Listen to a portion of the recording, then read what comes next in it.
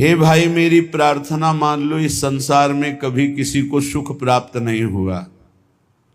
बड़े बड़े चक्रवर्ती, सम्राट, बलशाली, तपस्वी, बड़े बड़े, जब तक परमात्म चरणारविंद का अनन्य अखंड चिंतन नहीं हुआ तब तक हमें विश्राम या सुख कहीं आज तक न प्राप्त हुआ है न होगा। जैसे मर्त लोक है ऐसे ही सब लोक मर्त है, ब्रह्मलोक तक सब नाशवान है, थोड़ी अवधि अधिक है। ब्रह्म स्तंभ पर्यंतम सर्वम मायामयम जगत सत्यम सत्यम पुनः सत्यम हरेर्नामैव केवलम। केवल प्रभु का नाम रूप लीला धाम सत्य है और सब मायाकृत है। कोई आज नष्ट होगा, कोई कल, कोई परसों, लेकिन मरना सबको है, नष्ट सब कुछ होगा। एक तू अविनाशी है, तू अपने स्वरूप को जान जा, परमात्म स्वरूप में स्थित हो जा, इसीलिए मानव देह मिली है। श्रीपाद कह रहे हैं, इहि न सुखम न सुख परे क्वापि। यहां सुख नहीं है। यहां से परे अगर स्वर्ग लोक आदि के लोकों में सोच रहे हो सुख है तो नहीं है। सच्चिदानंद सुख के बिना हमारी प्यास नहीं बुझने वाली, क्योंकि हम सच्चिदानंद प्रभु के अंश हैं। पार्थिव माया रचित भोग विलासिता में कभी हमारी तृप्ति होगी ही नहीं। पश्चाताप, अशांति, चिंता, शोक, व्याकुलता, इसके सिवा और कुछ हाथ नहीं मिलना। देख लो, सब भोग रहे हैं। यहां से लेकर ब्रह्मलोक तक सब मायामय जगत है। इसलिए ना इह और ना इह परे, ना इस लोक में ना परलोक में। सुख है तो प्रभु के नाम में, रूप में, लीला में, धाम में है, मान लीजिए। श्रीपाद कह रहे, न पत मोह जालेस्मिन, मत गिर इस मोह जाल में। ये अज्ञान का, विद्या का ऐसा जाल है कि बड़ों बड़ों को गिरा देता है। बड़े बड़े कौन?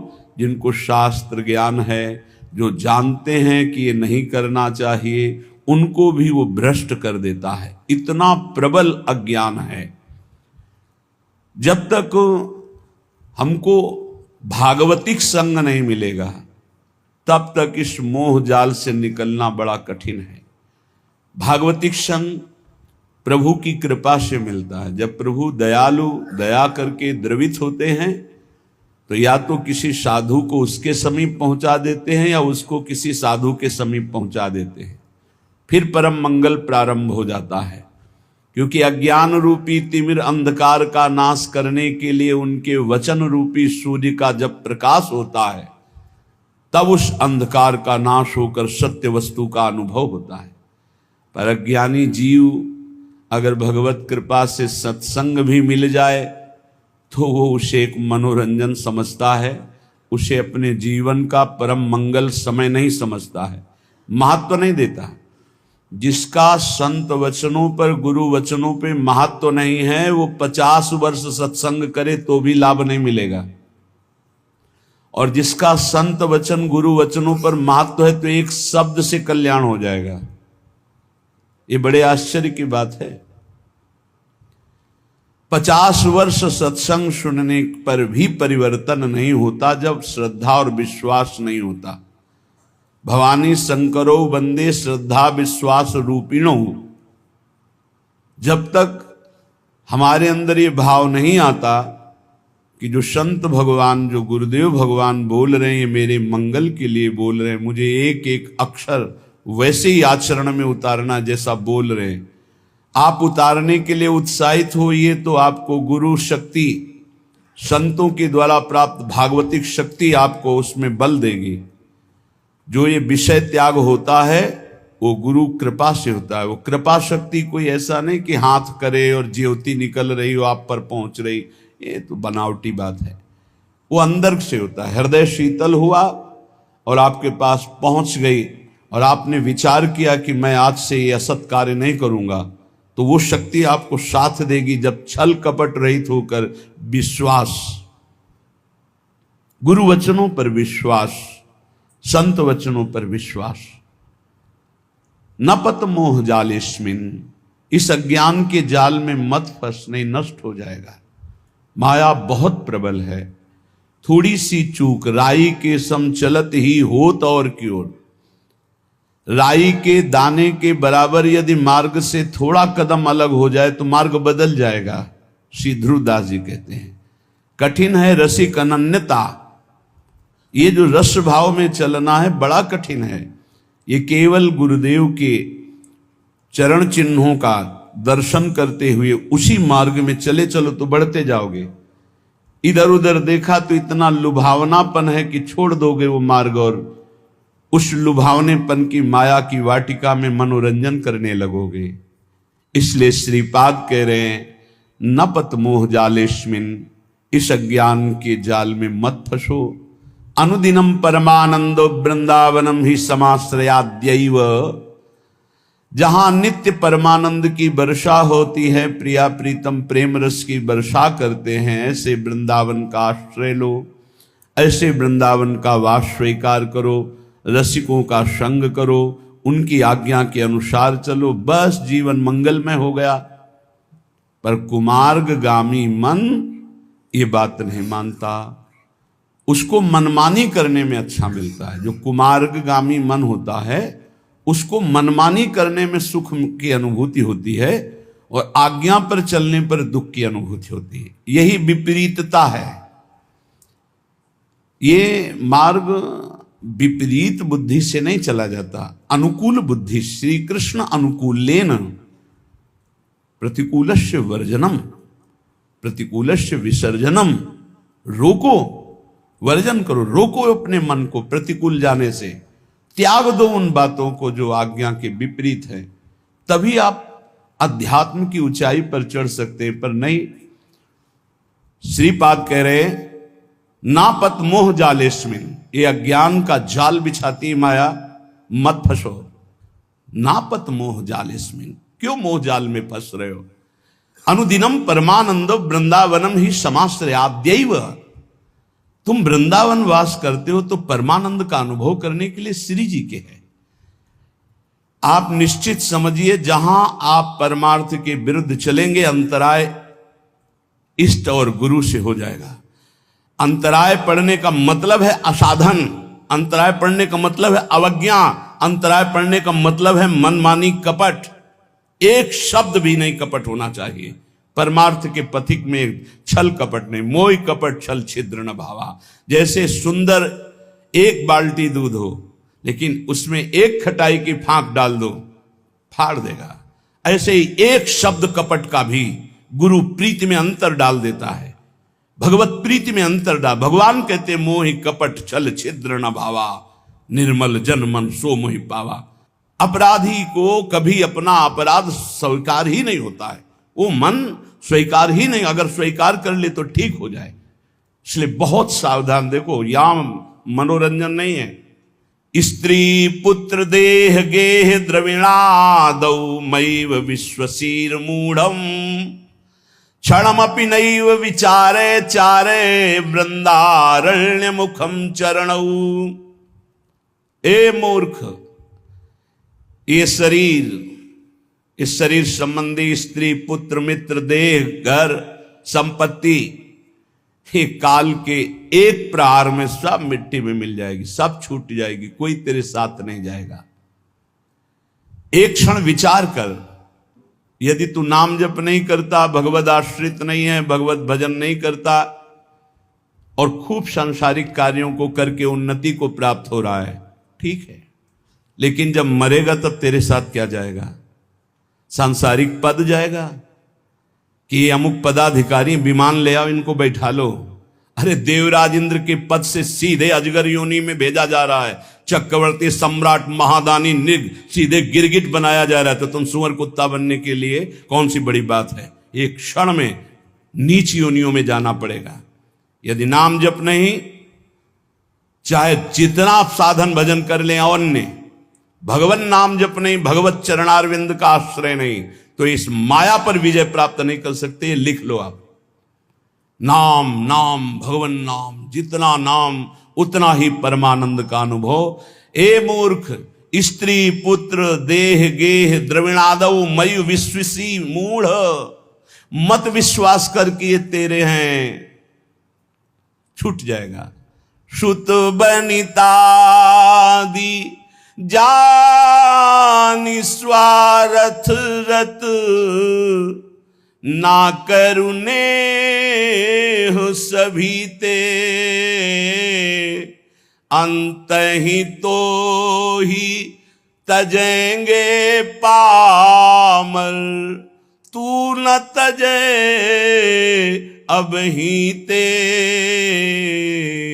मन पछितई है अवसर बीते, दुर्लभ देह पाए हरि पद भजू, करम वचन अरु जीते, मन पछितई है अवसर बीते। ऐ मन, तुझे पछताना पड़ेगा। ये दुर्लभ देह मिली है, भगवान का नाम जप नहीं किया तो जिन जिन से प्यार किया सब छूट जाएंगे। अंत के समय देह भी छूट जाएगी, तेरे साथ कुछ नहीं जाएगा, पछताना पड़ेगा। नाम जप ले। क्षणमपि नहीं विचार है, अब इस पर विचार करने का एक क्षण भी नहीं, अभी इसी क्षण से शुरू कर। राधा राधा राधा विचार है। वृंदारण्य मुखम चरणो, आ जाओ एक बार वृंदावन तो आ जाओ, सत्संग सुनो, जीवन बदल जाएगा। सत्संग को अपने सौभाग्य को समझो, अपने सौभाग्य समझो। सुत दाराधन लक्ष्मी पापी के घर होए, संत समागम हरि कथा तुलसी दुर्लभ दोए, अहो भाग्यम अहो भाग्यम। महाभाग्य है जो हमको रोज सत्संग कथन और श्रवण करने को मिल रहा है, प्रभु की चर्चा करने को मिल। हाँ, एक रस है जहां बोलना भी एक बंधन लगता है, ऐसा लगता है निरंतर जो चिंतन चल रहा है उससे बढ़कर क्या है। पर प्रभु वही कराते हैं जो उनकी इच्छा होती है। भाई जी से हनुमान प्रसाद पोद्दार जी जयदयाल गोयनका को लिखा, मेरे से नहीं होता संपादन, अब मेरा मन भाग रहा है एकांत क्षेत्र में बैठकर निरंतर प्रभु का चिंतन करूं। उनका नहीं, हरि की यही इच्छा है, हरि की इच्छा का अनुमोदन करना ही भजन है। वो चाहते हैं आप संपादन करो, जगत मंगल होगा, इसलिए आपको एकांत सेवन नहीं, आपको जगत मंगल के लिए संपादन। भाई जी आजीवन उसका पालन किया। प्रभु आज्ञा जेहिका जस आई, सोते ही भांति रहे सुख लाई, जैसे प्रभु रखते वैसे रहना। क्षणमपि नहीं विचार है। श्रीपाद कह रहे कि ऐसे संग के त्याग के लिए क्षण मात्र विचार नहीं करना चाहिए जहां कुसंग है। धन्य है माता, धन्य है वो पिता, धन्य है वो गुरु, धन्य है वो मित्र जो भगवत मार्ग में, अध्यात्म मार्ग में लगाएं, क्योंकि यही सार्थक है। भगवान ऋषभदेव जी अपने पुत्रों को बैठाल करके उपदेश करते हैं। वही पिता पिता है, वही माता माता है, वही गुरु गुरु है, वही शिष्य शिष्य है, जो भगवत प्राप्ति करा दे, जो भगवत प्राप्ति कर ले इस जन्म में। इसलिए तात ऋषभ सो होए, मात मंदाल सा मानो, पुत्र कपिल सो मिले, मित्र प्रहलाद ही जानो। यदि पिता हो तो भगवान ऋषभदेव जी जैसा, जो अपने पुत्रों को भगवत प्राप्ति का उपदेश करके भगवत मार्ग में लगाया। यदि माता हो तो मंदालसा जैसी, अपने पति से कहा था कि मैं शपथ खाती हूं, मेरे गर्भ में जो जीव आएगा उसको मुक्त करके छोड़ूंगी। 4 पुत्र हुए, 3 पुत्रों को ब्रह्म ज्ञान का उपदेश करके जीवन मुक्त किया। पति ने हाथ जोड़ा और कहा, एक पुत्र मुझे राजपद पर बैठने के लिए दे दो, अगर आपने उपदेश किया तो वो भी बैरागी बनकर भगवत प्राप्त हो जाएगा। और उनका मैंने शपथ खाया कि मेरे गर्भ में जो भी जीव आएगा उसे भगवान की प्राप्ति कराऊंगी। तो उनका मेरा भी तो अधिकार है, यदि आप मां हो तो मैं पिता हूं, एक पुत्र मुझे दे दो। तो उनका ठीक है, मैं इस पुत्र को उपदेश नहीं करती हूं, पर मेरी भी शपथ की याद रखना, मैं उद्धार करके छोड़ूंगी, बोलूंगी नहीं। एक दिन बेटे को बुलाया और एक अंगूठी पहनाई और कहा, बेटा जब तुम्हारा मन खराब हो, ऐसा लगे कि संसार में कोई मेरा नहीं, तो इस अंगूठी में एक मैंने श्लोक लिख रखा है, उसको पढ़ लेना। यह श्लोक तुम्हारा परम कल्याण, हर समस्या का समाधान कर देगा। एक दिन राजकाज में जब वो राजा बन गए तो कई विपरीतताएं आती, तो सोचा ऐसी विपरीतताओं में शांति क्यों नहीं है। मैं इतना चक्रवर्ती राजा हूं, सब कुछ है, लेकिन मेरा मन क्यों अशांत है। माँ ने कहा था अंगूठी खोल के देखना। जो भी अंगूठी खोला उसमें तू परमात्मा का अंश, परमात्मा स्वरूप है। ये मोहिनी माया तेरे को प्रपंच में फंसा के नष्ट कर देगी। बेटा तू निरंतर अपने आत्म स्वरूप में स्थित हो जा, बस जीवन मुक्त महापुरुष। श्री भगवत रसिक जी कह रहे हैं, अगर पिता हो तो ऋषभ देव जैसा 100 पुत्रों को भगवत प्राप्त महात्मा बनाने का उपदेश किया। माता हो तो मंदालसा जैसी, जो अपने पुत्रों को जीवन मुक्त परमहंस बना दिया। और पुत्र कपिल सो मिले, अगर पुत्र हो तो भगवान कपिल देव जी जैसा, जिन्होंने कर्दम ऋषि और देहूति जी को उपदेश करके परम पद में आरूढ़ कर दिया। और मित्र प्रहलाद ही जानो, अगर मित्र हो तो प्रहलाद जैसा, जो अपने मित्रों को भगवान नाम का उपदेश करके, भगवत भक्ति का उपदेश करके परम पद में आरूढ़ किया। भ्राता विदुर, भाई मिले तो विदुर जी जैसा, धृतराष्ट्र को परम पद प्राप्त करवाया। जिस समय महाराज चक्रवर्ती सम्राट पद पे युधिष्ठिर जी विराजमान हुए, भगवान की तरह सेवा करते थे धृतराष्ट्र और गांधारी की। विदुर जी आए और कहा, तुम्हें शर्म नहीं लगती इनके दिए हुए टुकड़े खाने में। उन्होंने तो बहुत कड़ुआ शब्द बोला, महाभारत में लिखा है, श्वान की भांति दिए हुए टुकड़े को खा रहे हो भ्राताश्री, तुम हमसे बड़े हो, लेकिन हमारे कटु वचन तुम्हें उद्धार करेंगे। अब भी तुम्हें शर्म नहीं आ रही, जिनको मारने की कोशिश की बचपन से लेकर अभी तक, उन्हीं के टुकड़ों में तुम जी रहे हो, अब भी तुम्हें वैराग्य नहीं शरीर और संसार से। तो उनका विदुर जी से कहा, भाई मैं क्या करूं, मेरी आंखें बाहरी अंधी तो हैं, अंदर ज्ञान की भी अंधी है, और वो गांधारी भी आंख में पट्टी बांधे, मैं कहां जाऊं, कौन मेरा है, चलो मेरे साथ। और जंगल में ले जा करके ऐसा, क्योंकि साक्षात धर्मराज हैं, उपदेश किया परम धर्म का। दोनों के शरीर ज्ञानाग्नि में भस्म हो गए और परम पद को प्राप्त हुए। बोले भाई मिले तो विदुर जी जैसा, भ्राता विदुर दयालु जोशिता द्रुपद दुलारी, पत्नी मिले तो द्रौपदी जैसी, जो भगवान की परम आसक्त चित्त, और पांचों पांडवों को हर समय जहां विपत्ति पड़ी भगवान में आसक्त कर दिया। गुरु नारद सो मिले अकिंचन पर उपकारी, गुरु हो तो देवर्षि नारद जी जैसा, अकिंचन, अगर शिष्य से कोई चाह है लौकिक तो वो गुरु नहीं है, वो दंभ है, पाखंड है। तब लग जोगी जगत गुरु, जब लग रहे निराश, जब आशा मन में भई तो जग गुरु जोगी दास। शिष्य से केवल एक ही अभिलाषा होती गुरु की, कि ये भगवत प्राप्त हो जाए, बस ये अपने मन को, अपनी बुद्धि को सच्चिदानंद भगवान में लगाकर ये भगवत प्राप्त हो जाए, बस कोई दूसरी चाह नहीं। शिष्य धन दे, शिष्य भोग दे, ओ भोगी विषयी पुरुष, वो गुरु कहां। गुरु नारद सो मिले अकिंचन पर उपकारी, जिसको उपदेश किया नारद जी ने सब भगवत प्राप्त हुआ। ऐसे भगवत प्राप्त हुए कि गुरु का नाम बाद में लिया जाता, शिष्य का नाम पहले।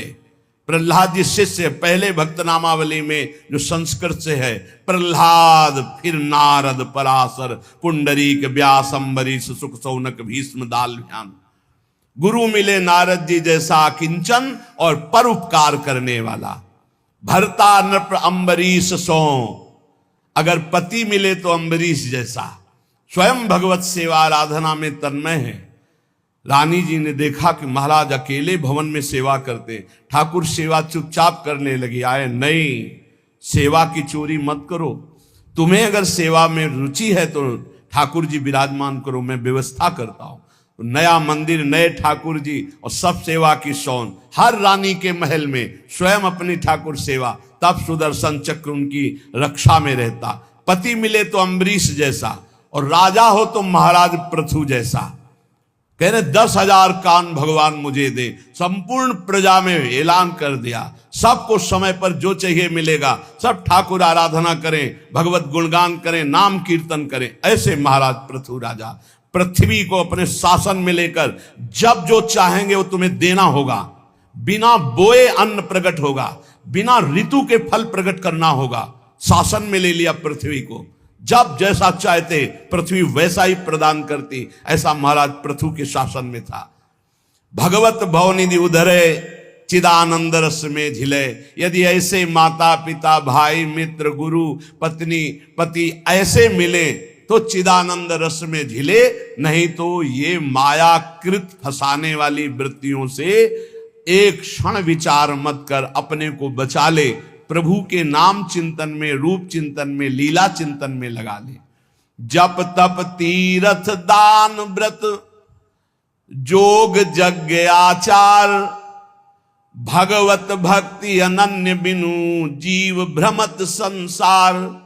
ध्यान से सुन लो, प्रश्नकर्ता जन प्रश्न करते रहते, मैं ये दान करता हूं, मैं तीर्थ यातन करता हूं, मेरा अगला जन्म होगा कि नहीं होगा? तो सुन लो, मंत्रानुष्ठान नियत समय वाला। भाई 4 घंटे मंत्र अनुष्ठान कर लिया, 20 घंटे खाली है। 20 घंटे में जब आप मरोगे तो जो चिंतन होगा वही गति प्राप्त होगी। ये 4 घंटे का भजन आपको अगले जन्म में उत्थान करेगा, लेकिन भगवत प्राप्ति नहीं। तपस्या, तीर्थयाटन, दान, व्रत, जोग, यज्ञ, आचरण, जितेंद्रियता तक ये जन्म मरण चक्र को नहीं रोक सकती। जन्म मरण चक्र को रोकती भगवत भक्ति अनन्य बिनु। अगर आपके पास अनन्य भजन नहीं है, अनन्य आश्रय नहीं, तो जन्म मरण से आप मुक्त नहीं हो सकते। भगवत भक्ति अनन्य बिनु जीव भ्रमत संसार। इष्ट धर्म मन मत मिले, रहनी गहनी स्वभाव, भगवत ऐसे भक्त सो मिलत बढ़े चित चाओ। अब भगवत रसिक जी कह रहे हैं अनन्य भक्ति आती संत संग से, लेकिन किन संतों का संग करो? जिनसे हमारा इष्ट मिलता हो, हमारा मत मिलता हो, रहनी आचार मिलता हो, स्वभाव मिलता हो, उन्हीं से बैठ करके भगवत चर्चा करनी चाहिए अपने इष्ट धर्म की। नहीं तो मौन होकर एकांत भजन करना चाहिए। इसी को ध्रुवदास जी ने लिखा है, इष्ट मिले और मन मिले, मिले भजन रस रीति, तहां निसंक है मिलिए, तासों की जय प्रीति। एक संत भगवान आए थे, वो लपेट में लेना चाहते थे नाम रूप को मिथ्या कह के। एकदम जैसे सामने वाला बलवान योद्धा होता है तो जो उसे परास्त करना चाहता है, जितने दांव आते तुरंत मारता है। यही उसकी कमजोरी होती है। वो तुरंत दांव पे दांव मारता जाएगा तो जान लेना कमजोर आदमी है। उसको यह नहीं कहा जाता बहुत प्रवीण योद्धा है, नहीं। प्रवीण योद्धा गंभीर होता है। पहले सामने वाले के वार, जितने वार हैं उनको काटता रहता है। जब देख निकलता है कि अब ये वार चलाने लायक नहीं रहा, तब अपना अमोघ बाण संधान करता है। ये पहचान होती है। कमजोर आदमी अपने फटाफट जितना कुछ है वो एकदम उगिल देगा। वो एकदम खंडन करने आए थे नाम रूप का, क्योंकि जानते हैं नाम रूप की ही जय जयकार हो रही। एकदम एकदम बस सर्राटे से शुरू हुई और रुको रुको रुको। आपके गुरु मूर्तिमान है या निराकार है? मूर्तिमान है। गुरु ने मंत्र दिया है ना, हाँ। मंत्र मूर्तिमान है, शब्दाकार है या निराकार है?